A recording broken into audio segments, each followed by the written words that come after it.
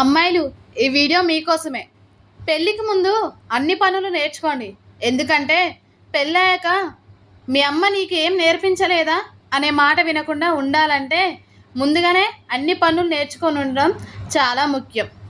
ఒక ఆడపిల్ల జీవితం పెళ్ళికి ముందు ఒకలా ఉంటుంది, పెళ్ళి తర్వాత ఒకలా ఉంటుంది.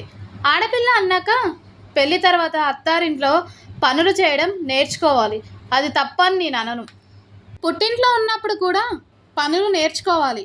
కానీ కొంతమంది అమ్మా నాన్నలు వాళ్ళ అమ్మాయిని గారాబంగా చూసుకోవడం వల్ల ఇంట్లో పనులు చేయించలేకపోవచ్చు. పెళ్ళికి ముందు పనులు చేయకపోవడం వల్ల పెళ్ళి అయినాక కూడా పనులు కొంతమందికి రావు.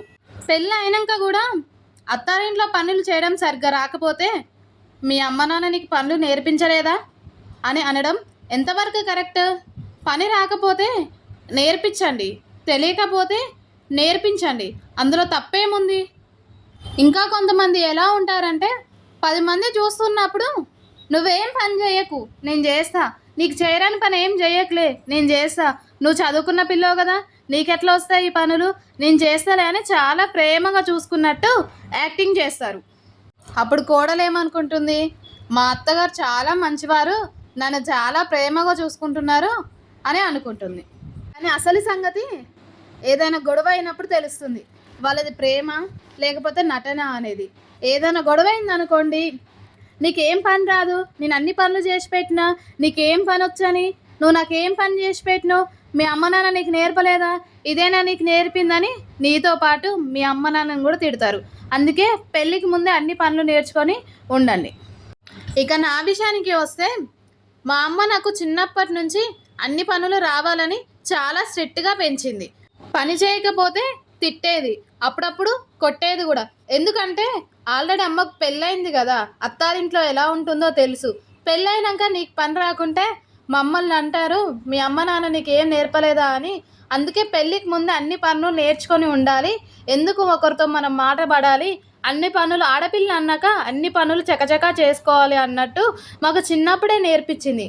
చిన్నప్పుడు నేను వాకిలి ఊకడం, గిన్నెలు తోమడం, ఇల్లు ఊకడం, అలుకు జల్లి ముగ్గేయడం, ఇవన్నీ చిన్న చిన్న పనులు, బయట పనులు అయితే చేసి రెడీ అయ్యి స్కూల్కి అయితే వెళ్ళేదాన్ని. ఇక సండేస్ వచ్చినప్పుడు నేను ఫిఫ్త్ క్లాస్లో ఉన్నప్పటి నుంచి ప్రతి సండే నేనైతే పనికైతే వెళ్ళేదాన్ని. అంటే తోటేరడం, పత్తేరడం, కలుపు తీయడం, ఈ 3 పనులకైతే బాగా వెళ్ళేదాన్ని. ప్రతి సండేస్ అయినా, హాలిడేస్ అయినా, బతుకమ్మ పండుగ హాలిడేస్ అయినా, సంక్రాంతి పండుగ హాలిడేస్ అయినా, ఏ ఒక్కరోజు సెలవు వచ్చినా నేనైతే ఇంటికాడ ఉండేదాన్ని కాదు, పనికైతే మా అమ్మతో పాటు వెళ్ళేదాన్ని. ఇంకా సెలవు రోజు పనికి వెళ్ళి వచ్చాక హోంవర్క్స్ ఏమైనా ఉంటే రాసుకునేదాన్ని. ఎందుకంటే మనకి హాలిడేస్ ఇచ్చిన రోజే హోంవర్క్ కూడా ఎక్కువ ఇస్తారు. కాబట్టి నేను పొద్దునంతా పనికి పోయేసి వచ్చి నైట్ స్నానం చేశాక హోంవర్క్స్ అయితే రాసుకునేదాన్ని. నాకైతే వంట పని అయితే పెళ్ళికి ముందు వచ్చేది కాదు. ఎందుకంటే నేను హాలిడేస్ ఉన్నప్పుడు పనికి పోయేదాన్ని కదా, ఇంటికి వచ్చాక హోంవర్క్స్ రాసుకునేదాన్ని. ఇంకా మా అమ్మ చదువుకుంటుందిలే అనేసి వంట పని అయితే అమ్మనే చేసుకునేది. మళ్ళీ పొద్దున కూడా నేను వాకిలి ఊకడం, గిన్నెలు తోమడం ఈ పని చేసేటప్పుడు అమ్మ వంట పని చేసేది. సో నాకు పొద్దున కూడా వంట దగ్గర పోవడానికి వీలు ఉండకపోతుండే. ఒకవేళ హాలిడేస్ వచ్చినప్పుడేమో నేను పనికి పోయేదాన్ని కాబట్టి సాయంత్రం వచ్చాక హోంవర్క్స్ ఏమైనా చదువుకునేటి ఉంటే చదువుకునేదాన్ని. కాబట్టి ఇంకా నేనైతే వంట పని దగ్గరికి అయితే వెళ్ళేదాన్ని కాదు. నాకైతే పెళ్ళి అయినాకనే అటో ఇటో కొంచెం వంట చేయడం అయితే వస్తుంది. పెళ్ళికి ముందు నాకు వంట చేయడం అయితే రాదు.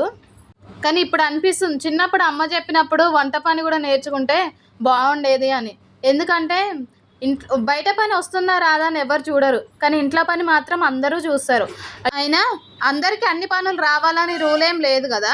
కొంతమంది కొన్ని పనుల్లో ఫాస్ట్గా ఉంటారు, ఇంకొంతమంది ఇంకొన్ని పనుల్లో ఫాస్ట్గా ఉంటారు. అన్ని పనులు అందరికీ రావాలంటే అది సాధ్యమైతే కాదు. కొంతమంది వంటలు బాగా చేస్తారు, కొంతమంది ముగ్గులు బాగా వేస్తారు, కొంతమందికి మిషన్ వస్తుంది, కొంతమందికి బ్యూటిషియన్ వర్క్ వస్తుంది, ఇంకొంతమంది టీచర్స్ అవుతారు. ఎవరి టాలెంట్ వాళ్ళది. ఇంకా హైదరాబాద్లో ఉండడం కంటే ఊర్లలో ఉండడం బెస్ట్ అని నేను చెప్తాను. మీరేమంటారో కామెంట్ బాక్స్లో అయితే కామెంట్ చేసేయండి. ఎందుకంటే ఊర్లలో పనికి 10:30కి వెళ్తారు, మ్యాక్సిమం 10 నుంచి 10:30 లోపు వెళ్తారు. అదే హైదరాబాద్లో డ్యూటీ చేసేవాళ్ళు పొద్దున 8:30కి స్టార్ట్ అయ్యి వెళ్ళిపోవాలి. 8:30కి వెళ్ళాలంటే వాళ్ళు ఇంకెప్పుడు లేవాలో మీరే ఆలోచించుకోండి. ఇంకా ఊర్లో పనికి వెళ్ళిన వాళ్ళు సాయంత్రం 5 గంటలకి లేదా 5:30 వరకు ఇంటికి వచ్చేస్తారు. అదే ఇక్కడ హైదరాబాద్లో ఉండి డ్యూటీకి వెళ్ళే వాళ్ళు అయితే అక్కడ ఆఫీస్లోనే 6:30కి స్టార్ట్ అవ్వాలి. ఒక్కొక్కసారి 6:30 అవుతుంది, ఒక్కొక్కసారి 7 అవుతుంది, ఒక్కొక్కసారి 7:30 కూడా అవుతుంది. అవసరమైతే ఏమైనా పని ఉంటే 9 కూడా అవుతుంది. అప్పుడు ఇంటికి రావాలి వాళ్ళు. అప్పుడు ఆఫీస్లో స్టార్ట్ అయితే ఇంటికి వచ్చేలోపు కొంతమందికి అర్ధగంట పడుతుంది, కొంతమందికి గంట పడుతుంది.